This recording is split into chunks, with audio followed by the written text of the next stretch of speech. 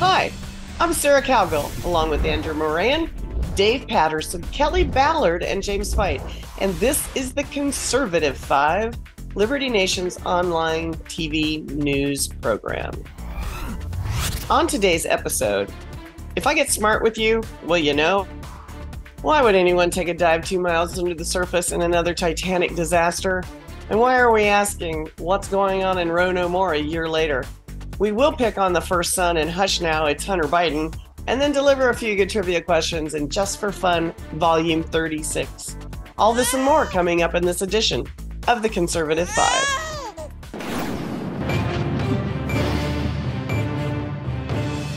The U.S. Supreme Court overturned Roe v. Wade a little more than a year ago. Caterwauling from progressives made our ears bleed. The High Court's decision essentially made abortion a state issue, and since that time, the states have been mighty busy. In fact, once Roe was overturned, several states trigger laws that went into effect. Jim, keep it civil, and can you explain what has and has not happened this last year since Roe v. Wade? Sure. A lot has happened and a lot hasn't happened. Namely, about 15 or 16 states, depending on whether you count North Carolina, their law goes into effect July 1st, have instituted some form of abortion ban or restriction. Another, I want to say 6 states have actually formalized a protection for abortion, either in state laws or state Supreme Court rulings or even in the state constitutions. And abortions are down, I want to say it's 6% in the 6 months from overturning a Roe to the point that this one group did the study, and mortality rates don't seem to be up. So people aren't just dying left and right because they can't have abortions, like progressives were afraid or said they were afraid it was going to happen. That main argument, the main right, argument. yeah. Never mind the fact that every single state law that restricts abortion still allows for abortions to save the life of a mother. So Every state that restricts it, yes. That's kind of amazing. Kelly, you live in a very progressive part of the world. Are you guys experiencing a lot of protesting and lots of media coverage up there anywhere? I live in the heartland, and nobody's really doing anything unless they're in Indianapolis or very blue run city. The only thing I've noticed is human rights campaigns who declared this is a state of emergency. No, I thought that was ridiculous. But I mean, is that what's going on up there?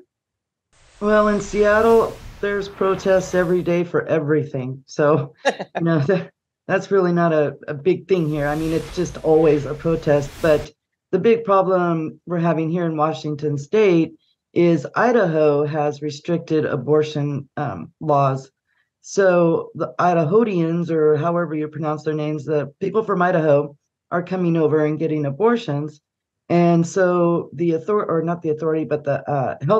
health officials are warning women, don't expect it. You're going to be able to get an abortion right away because there may be a waiting list because there's so many people from other states coming here.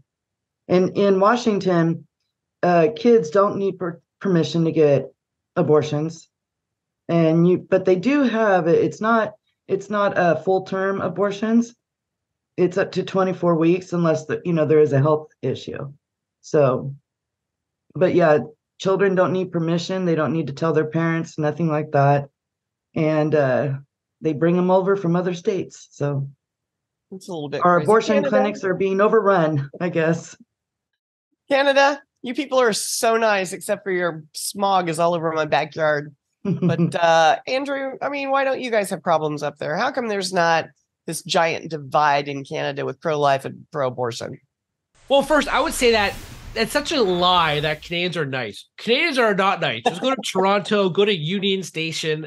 Not nice. But anyway, on the subject of abortion, I've mentioned this on this program before, but Canada does not have any laws or any restrictions on abortion up until birth. Legally, if you want, you can have an abortion at 39 weeks. Now, the issue is that there aren't any healthcare providers in Canada who offer abortion services beyond 23 weeks. That is, of course, if there's a serious threat to the mother's life. But overall, you can't find any of these services. Now, if you look at some of the data, late-term abortions are not happening. But because we become such a depraved society, I'm guaranteed in the coming years, you're going to see more people have late-term abortions, or they're going to be services in Toronto or Vancouver, the major urban centers. We're going to offer these services because, no longer is abortion supposed to be, rare and, not happening as much and not proud. Now is that it's a virtuous thing to have to kill a child. But on the political side, too, in this country, 2/3 of the country's left, it's NDP or liberal, Green as well. So if you're a conservative and you talk about perhaps restricting abortion, you're annihilated. There's no chance that you're gonna win your election. There are a few, of course, circumstances, but overall, you're not going to win. And for the ones who are absolutely opposed to abortion, they're defeated. So they're focused on Trudeaunomics, which is for Lisa Donner, of course. But Trudeaunomics is the main issue up here, not abortion. Well, Dave, you, Kelly, and I are old enough to know when Roe was created in the first place. Has this made any difference? I mean, the whole this and that and back and forth over the years, has it made a difference in our country, or is it just screwed it up? Well, I think one of the unintended consequences there is that now the Department of Defense has gotten into the act, and you may have read that Senator Tuberville has put a hold on general officer promotions because he is opposed to the Department of Defense's activities in terms of giving leave to women who want abortions, and that comes at taxpayer expense. And consequently, you're using taxpayer dollars to fund abortions, and he's not in favor of that, and has put a hold on senior officer promotions, and has brought that issue into the National Security Forum. I have no idea how that even got there, but that's ridiculous. Well, Jim, I'm gonna let you talk about, you have your thumb on the pulse on this issue, and I, I just don't come across it. So I'm gonna let you have almost the last word, because I'll always get the last word. But go ahead. Sarah always gets the last word. That's right. Well, one thing I would like to say, I'm old enough to know when that happened. I just wasn't old enough to be around when it happened. Hey, you said that you and Dave and Kelly were old enough to know when Roe was put into place. I'm old enough to know when it happened. I just wasn't there.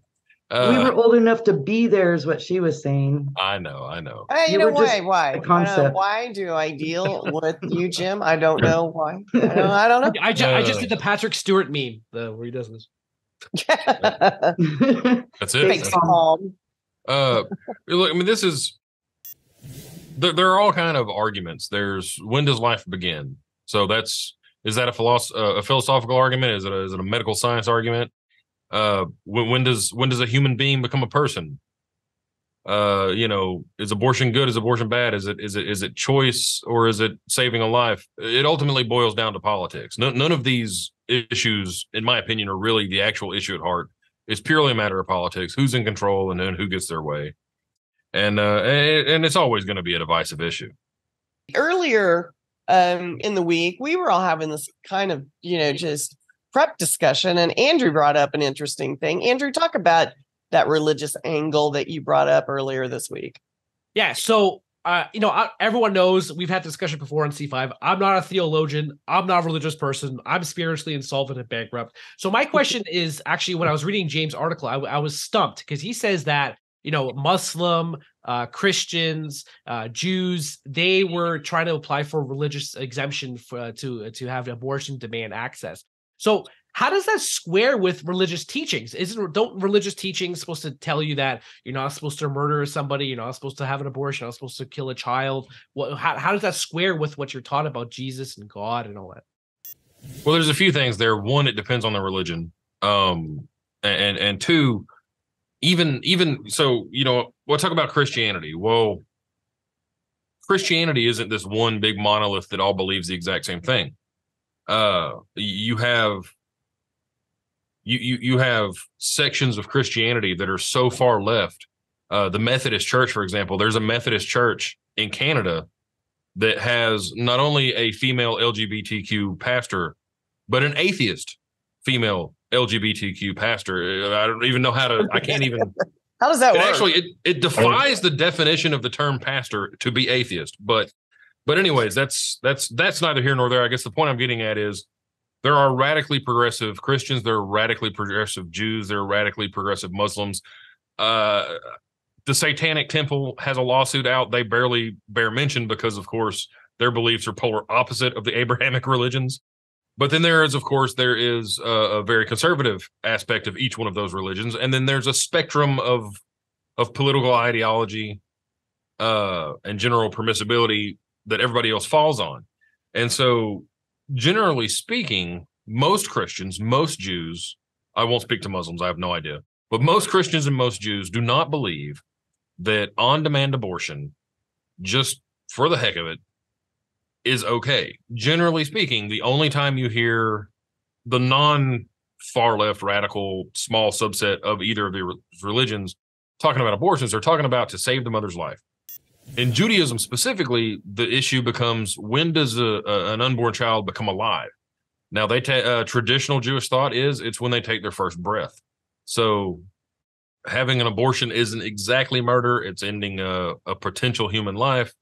But with the Jews, for example, and why some groups of Jews are pushing for religious exemptions, if not to just completely overturn the law, is that according to tradition, until that baby's head comes out, if the pregnancy causes a life-threatening issue for the mother, they're required to abort because the mother's life has primacy.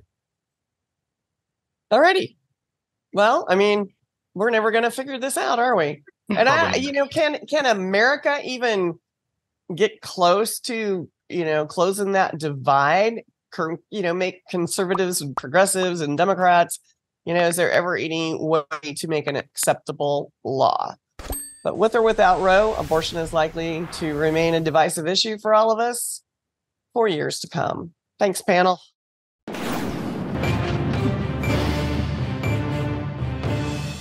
It wasn't an iceberg this time. It was, however, another fatal flaw in the submarine that sank, imploded, settled on the ocean floor next to the RMS Titanic. 5 people lost their lives in this high-end tourist exploration. And of course, the wreck has sparked all kinds of debate. The Titan submersible is the talk of common sense folk and adventurers alike. On the one hand, who wants to go 2.5 miles under the ocean's surface? On the other hand, no risk, no reward. Kelly, you dove right into the deep end on this one on the latest sea disaster. Why don't you fill us in on what you know? Well, I think the biggest thing to take from this is that the submersible, the inner tube, the blow-up boat, whatever you want to call it, had received a lot of negative feedback on it before it ever did this. They were warned several times that there were problems with the design and with the structure of this new submersible that they're using. I mean, they totally changed the shape so it reduced the pressure that it could sustain underwater. So to me, that's just asking for it. I mean, if I was getting ready to go on a plane to go somewhere like, New Orleans, and she had to bring that up. Yeah. And the plane, they said, oh, we decided to change it. We're making it a round plane now, so it's okay. Put some zip ties on there and here we go. I would want to look into that a little bit more because wait a minute, what about the aerodynamics? We're going to go dive bombing or what's going to happen? So I think that's a big issue. And I don't understand spending all that money to get into something that people have been warning, experts have been warning for a while is not safe. So, right. Andrew, would you take your son after spending $250,000, 2.5 miles in a tin can? Well, I would go on that round airplane thinking, wow, did the U.S. government or all these people have access to alien technology? I mean, hey, that's amazing. But when it comes to my son, I mean, he's the daredevil of the family. He wants all this crazy stuff. So I'm sure if he's older, he's going to want to do something crazy like that. But I think the main story in all of this is that we have to be reminded of that terrible, terrible, terrible Celine Dion song from Titanic. My heart will go on. I think out of all of this, that's the main tragedy. from this subject. But in all seriousness, though, for the economics, if you look at the economics of the topic, one thing I see consistently is that there should be more regulations. Why didn't the government intervene? Why didn't the government, put in, make sure the ship was great? But I think it's comparable to the banking crisis happened in March with Silicon Valley Bank. Was that it was just horrific management. If you look at some of the stories, the CEO, he didn't want 50-year-old white men. My apologies, Dave, but he didn't want 50-year-old white men to navigate the ship. Or they used a $30 Logitech joystick. If I go on a spaceship, the Blue Origin of Jeff Bezos, and I see they're using a PlayStation 2 controller, I'm gonna have second thoughts about going into the ship. Wouldn't we just? If I would approach that little vessel, I would have gone. No, we're going to the bar. We're going to have a couple cocktails and watch Titanic. I'm not. Hey, $250,000 buys a lot of booze. You're going to have to if you watch Titanic. You need all that booze in the world. So, okay, Dave, why didn't the Navy say, hey, we heard it blow up or we heard it implode? Why didn't they just come right out and say we're going to wait on debris and then it's done? Why draw it out 4 days with, they still have a few hours to breathe and give people all this hope? Why did they do that? Well, I think to the comments before, you can understand why there's a resurgence in interest in Darwinism. But to your question, the Navy has very sophisticated equipment.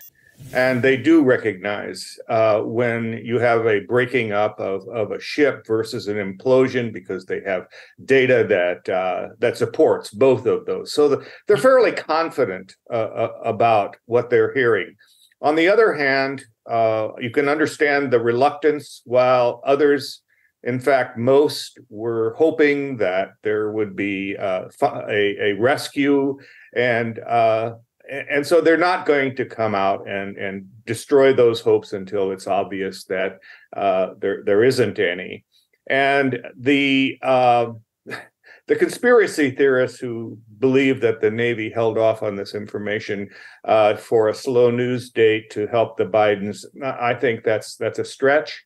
Despite the fact that I wouldn't put it past the Biden administration. I don't think many thinking people would, but I don't think I think the U.S. Navy has a higher ethics. I think it's disappointing that they knew. I mean, they're not going, oh, what was that boom? Is it a, Mr. and Mrs. Whale having a domestic dispute? They knew. So I don't know. I think maybe I'm a conspiracy theorist, but I don't like the lies, I guess.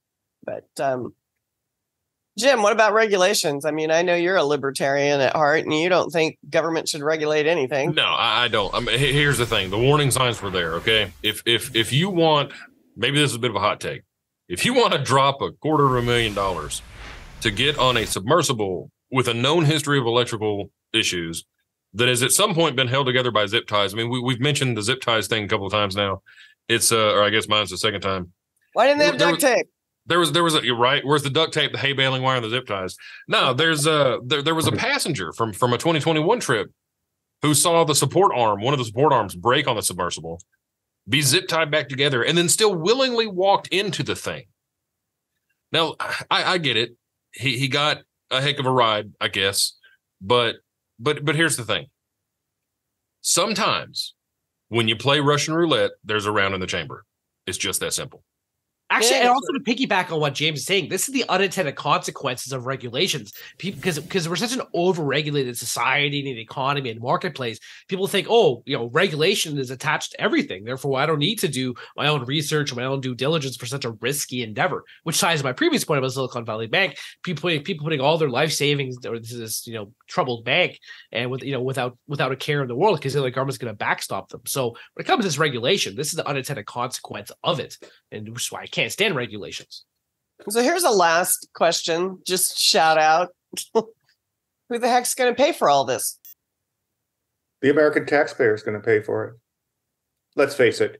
The Coast Guard, the Navy, all of the assets that were used, I mean, they've been paid for by the American taxpayer. In the military, you chalk that up to training, and you're going to have to train somewhere. This is probably a very good opportunity to do things you might not otherwise do in terms of training. But in the end, it's the American taxpayer that's paying for the assets that were used, and they're sunk costs. All right, guys, we're going to have to wait and see what's in store as more fallout will surely unfold and more details are released. Thanks for tuning in. Thanks, panel, for a nice, lively discussion there towards the end.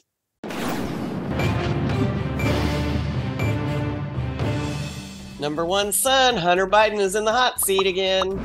Or should I just say some more? Anywho, the man just cut a sweetheart deal for tax evasion. If only. But it may just be the tip of the iceberg. Well, the jig may be up. Friends in low places, like Hunter's good buddy Devin Archer, may tell all sooner than later. And then there's that WhatsApp discovery. Oh, Dave.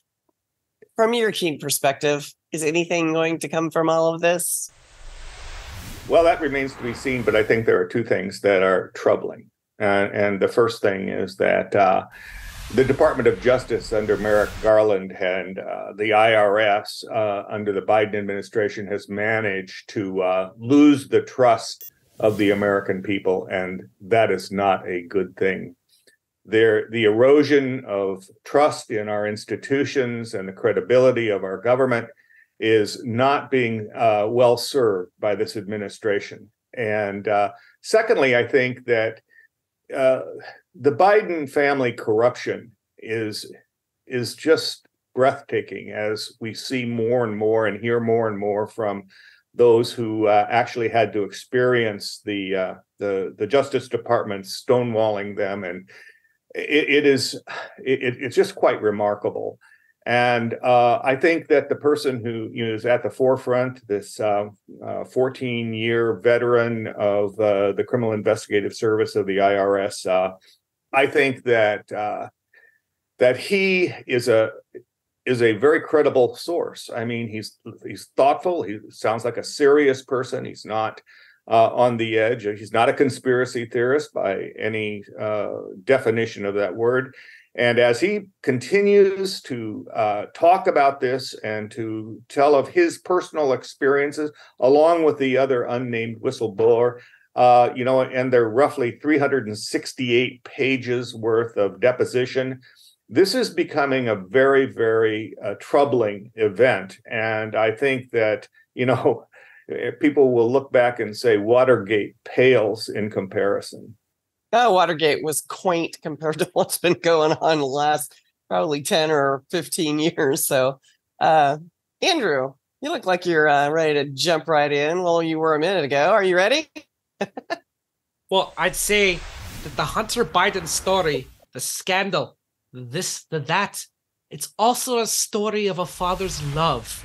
And Joe Biden has never and will never give up on his son Hunter and will never treat him lesser than. He is a father first. Take it or leave it. That's who he is. That is part of his heart. Is he the big guy? Is he the big guy? Now, who knows where that's from? Who knows who said that?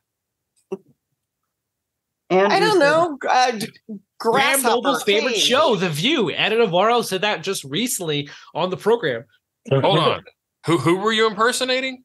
Anna Navarro. The Republican, okay. The Republican senator. Well, it sounded more like an Irish accent than Spanish. Anyways. Kind of sort of morphed into like Kung Fu. Gracias. But I would say, though, that this whole story... Say.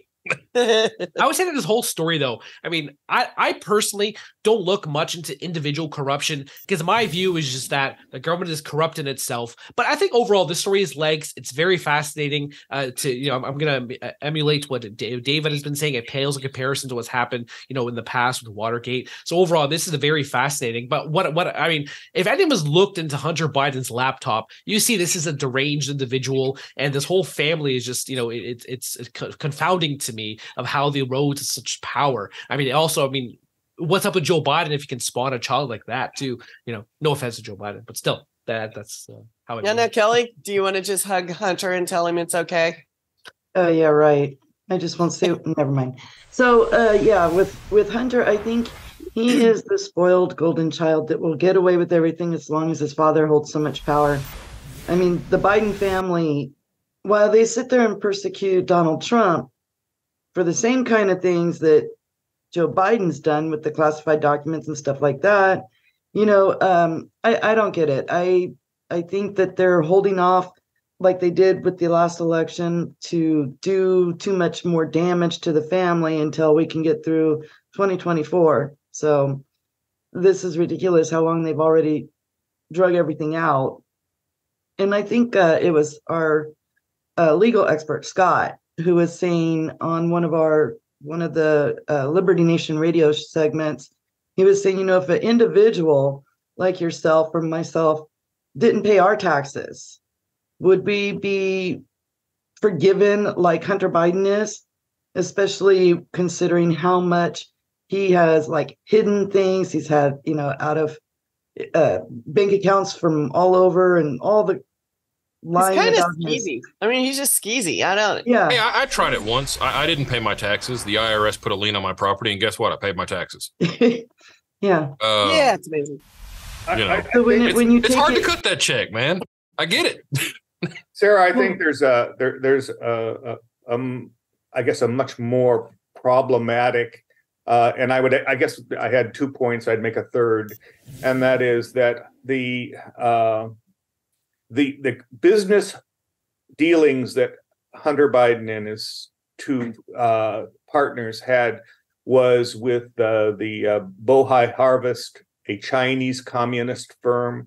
And, we just have no idea how the Chinese communists benefited from the efforts of the Biden crime family.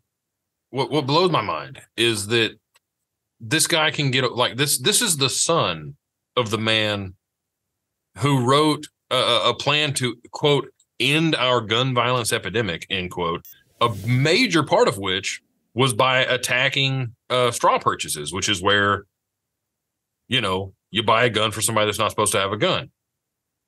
That's not exactly what happened in this case. Hunter lied on the form, but this it's like, oh, but when it's his own son, well, no, he was just going through a hard time. I mean, what? No one ever, right, by the way, mentioned anything about what Hunter Biden needed or did with that revolver. I don't. How's that for a question mark? I don't want to know. I don't want to know. And this story is so much in the news. At least, Andrew, what are you doing? Oh, Susie, I just want to say that just because Hunter Biden made money overseas, it doesn't mean he made money overseas. Is that your CNN Amanpour impression? Guys, Joe Biden. Oh. All right, guys. Andrew's impersonation game. I guess that could be one of our just for fun, just trying to figure out who Andrew's impersonating. Who Andrew is. Political charades. Yeah, but all of his words were understandable. I mean, he didn't give us any of the other. That's not Joe Biden. And you didn't mention Putin in Iraq either. So no, I don't think he did. Hey, this story is going to be in the news, at least some outlets like Liberty Nation, because we like to cover the truth, but others not so much. So the big question is, of course, whether the big guy was really involved. So we'll keep you posted as things develop. So thanks, panel.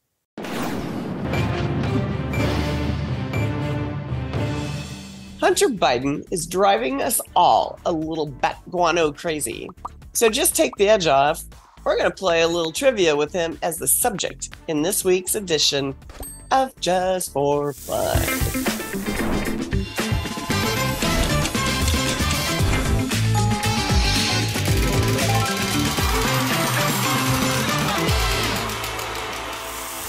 What do we really know about this man-child? Huh? I mean, he acts like he's 18. You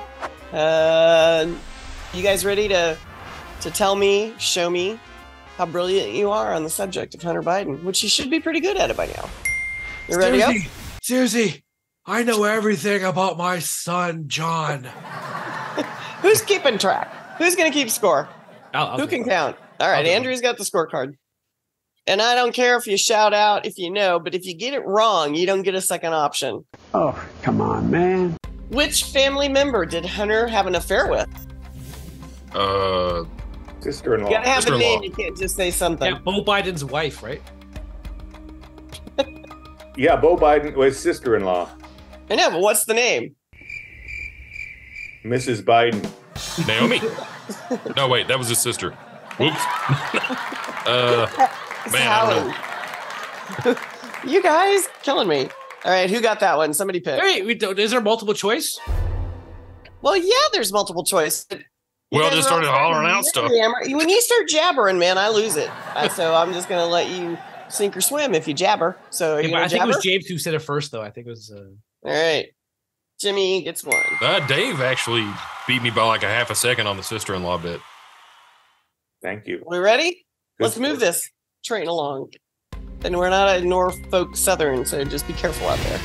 All right, which ex-wife or former paramour of Hunter Biden is suing him in a paternity case? Oh, that stripper, right? The I stripper? don't know her name, but she's from Arkansas. Kathleen Buell, Melissa Cohen, or Luden Roberts? But it's the Roberts? stripper, right? That's the stripper who's suing him. Luden Roberts. That was a Jimmy, too. Jimmy's winning ours. Yes! Number 3. This is number 3, and you people behave, especially Jimmy. What is the title of the book Hunter Biden wrote detailing his drug addiction?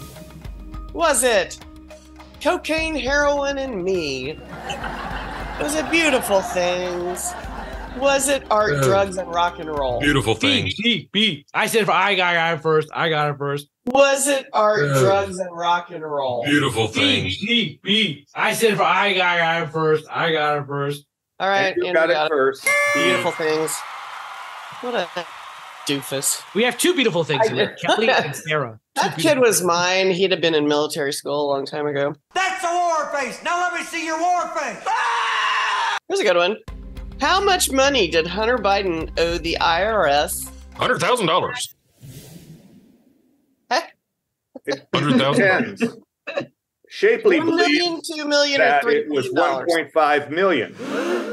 I thought it was $100,000 while I was reading the other day. Might be something different.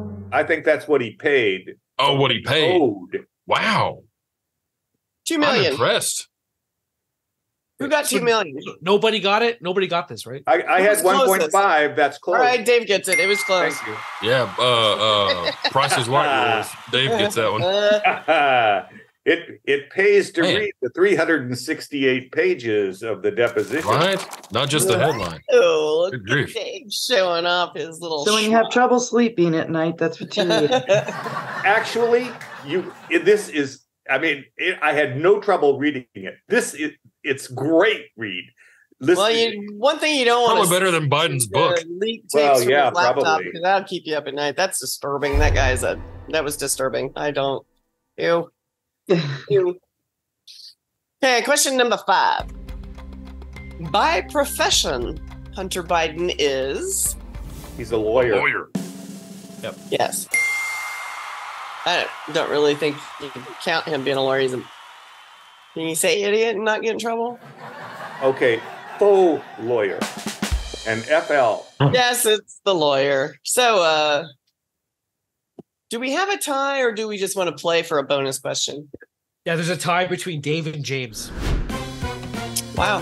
Andrew, what's wrong with you? Your brain ain't working? You win all these things. Oh, I didn't win last time. James won the Constitution trivia a couple weeks ago. Kelly and I sunk like the. Yeah. I just like sit here and say, okay. submersible. Just decided to hit the Yeah. pub instead. Okay, here's question number 6 between the two brainiacs on panel. And you got to listen to all the choices. So, Hunter Biden has pled guilty to charges of lewd behavior, tax evasion, abusing his first wife, illegally owning a firearm. Illegally owning a firearm. I believe it was tax evasion. No. Isn't it All of the above. Well, it should be lewd behavior, but Right. No, it's both tax evasion and indeed. illegally owning a firearm. So, Yeah, so I should get that one. I should get that point. Isn't it? All of the above.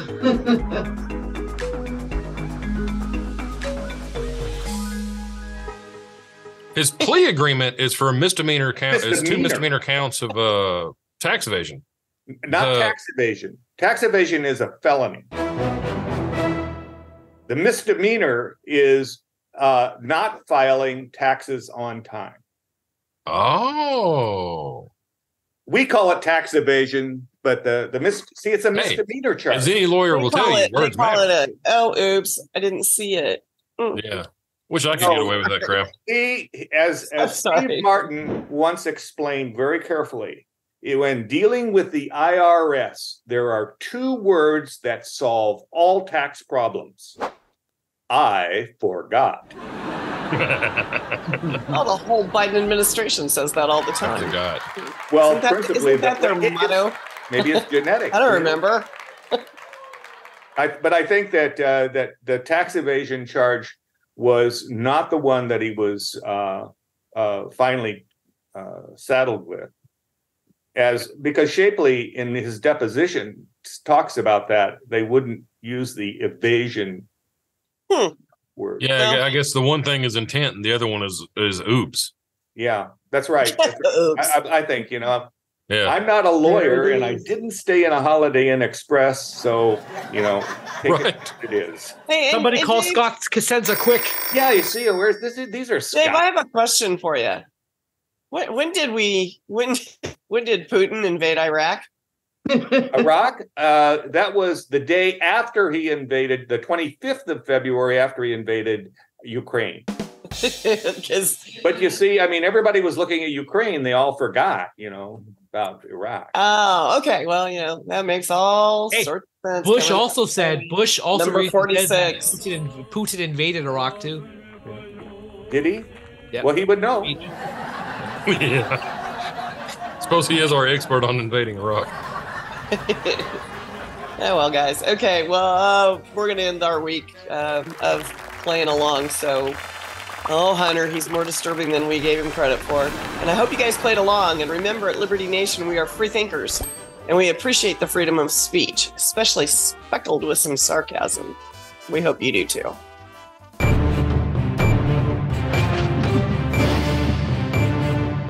That's it for our Conservative 5 panel today. Check out our other C5 shows and segments on your favorite video platform. YouTube, Vimeo, Rumble, we're on them all. As well, Liberty Nation has its own Roku channel where you can see all of our TV productions. Special thanks to our editor and post coordinator, Frank Diorio. I'm Sarah Cowgill. Thanks for joining us today. Free thinking, free speech, libertynation.com.